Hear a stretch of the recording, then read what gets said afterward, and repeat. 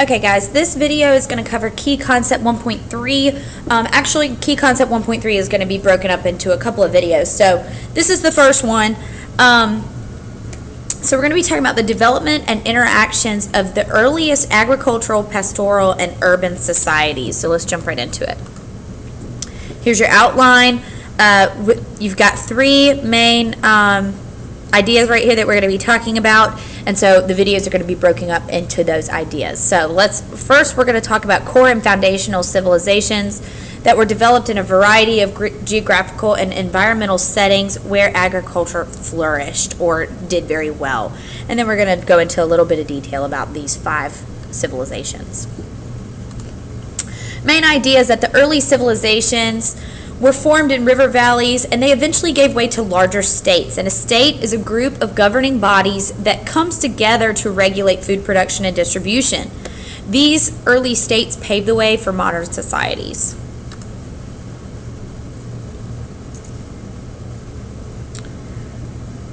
The term civilization is a term that many historians use to describe societies that have cities. So, our earliest civilizations developed in river valleys that flooded regularly. And why would they do that? Well, the soil in a river valley that floods regularly is very, very good. It's very nourishing. It's easy to grow stuff there. The soil is soft.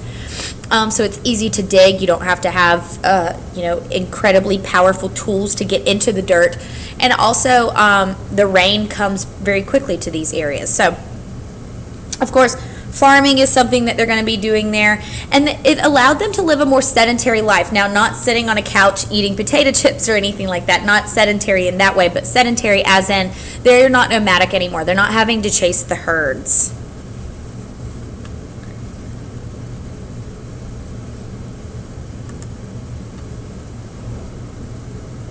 Your first cities are Mesopotamia and Egypt, are along the Nile River Valley. Mesopotamia was located in the Tigris and the Euphrates River Valley. And the Egyptian civilization was located in the Nile River Valley.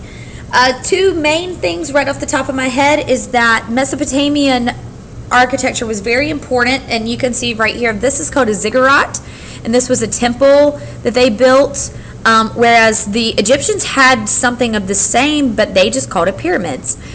These links right here lead you to the Mesopotamia crash course video.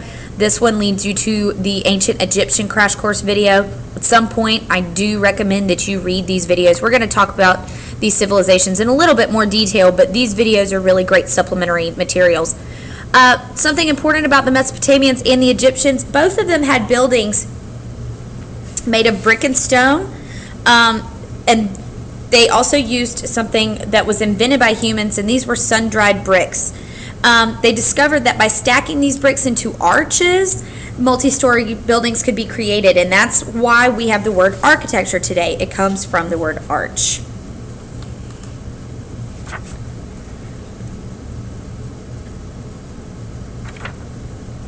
So let's talk a little bit about Mesopotamia. Mesopotamia, the city in Mesopotamia was called Sumer, S-U-M-E-R.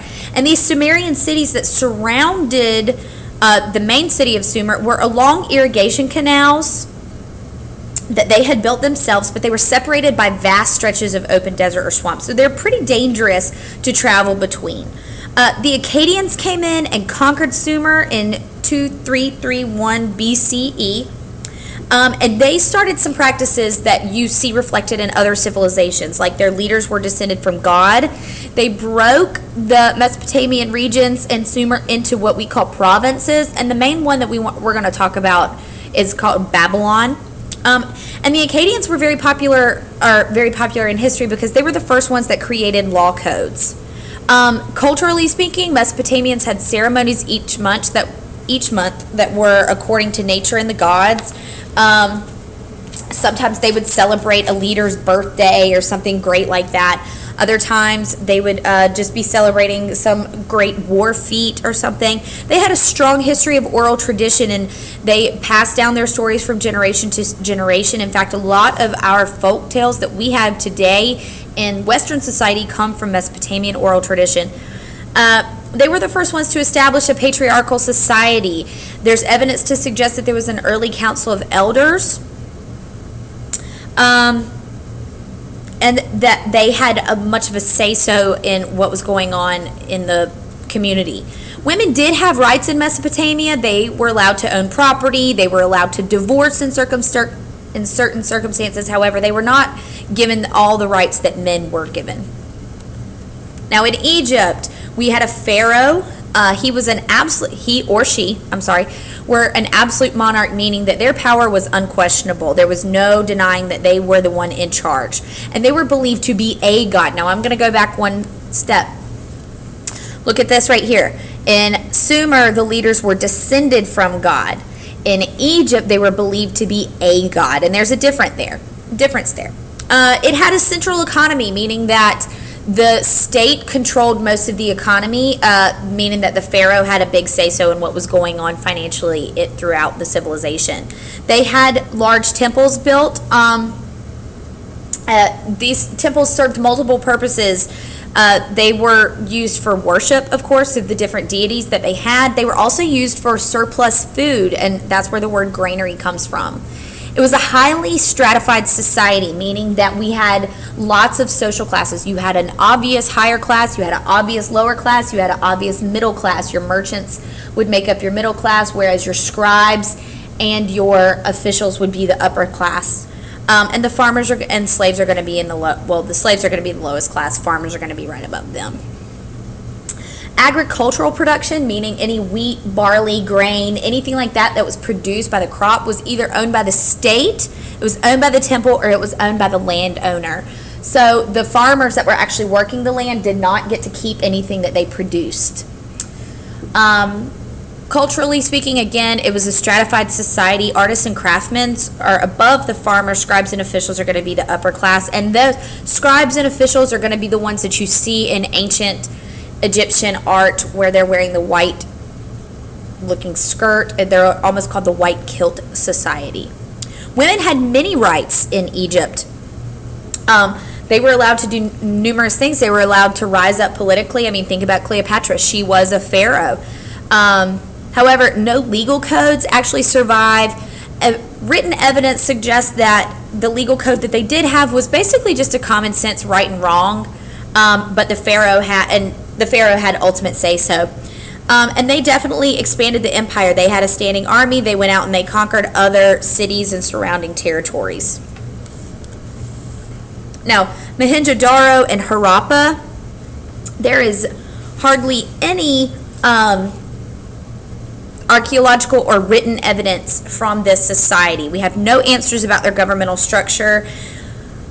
The evidence that we do have suggests that it was a single state. However, it was ruled by several rulers, and there was a general equality about this society, not just between men and women, but it wasn't as much of a social stratification as we saw in Egypt. But this video right here is a great video from again, Crash Course, that's going to give you a lot of answers about the Indus River valleys. The yellow or the Wang He River Valley, this was the Shang people. The king, they did have a king. He was an absolute ruler that also believed in divine support for his rule. This was in China, they called it the Mandate of Heaven. And in Chinese history, the Mandate of Heaven is going to pop up even all the way up until the 20th century. The Mandate of Heaven simply says that God has ordained this person to be the ruler. It's who God has chosen. And the Zhou dynasty actually started in this Yellow River Valley. They were a little bit behind as far as agricultural production and stuff goes in comparison to like Mesopotamia. They didn't start agricultural production and pastoralism almost 2,000 years after Mesopotamia. The Olmecs were actually located in modern-day Mexico. During this time period, we would have called it Mesoamerica. There's little known about the social and political structure, but we do know that it was probably hierarchical, but they did not have a standing army. But they do have a lot of sculptures and art that has been left over, and that's mainly the only archaeological evidence that we have, and so we don't know if the art and architecture is, or the sculptures and art are satirical evidence of how the government and the society was run, or if it's just simply art. And then you have the Chavin Society. This would be in modern day Peru in South America, located high up in the Andes Mountains. They had united local tribes by establishing a common ideology and religion.